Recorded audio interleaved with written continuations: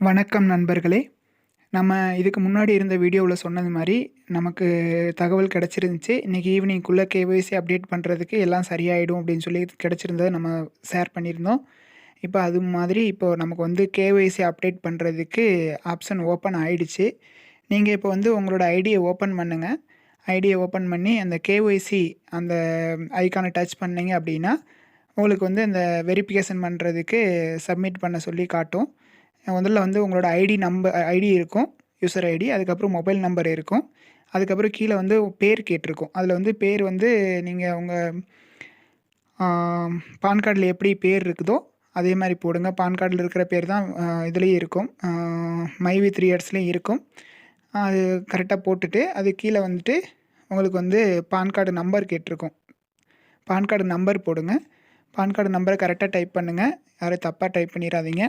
யார் பேர்ல ஐடி இருக்கோ, அவங்களோட பான் கார்டு தான் அதில அப்ளை பண்ணணும்.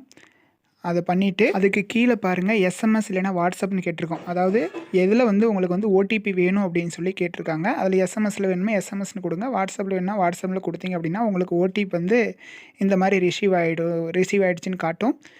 நீங்க அந்த ஓடிபிய எடுத்து வச்சுக்கங்க. அதுக்கப்புறம் வந்து அந்த ஃபோட்டோ வந்து அப்லோட் பண்ணணும். பான் கார்டு ஃபோட்டோ அப்லோட் பண்ணணும்.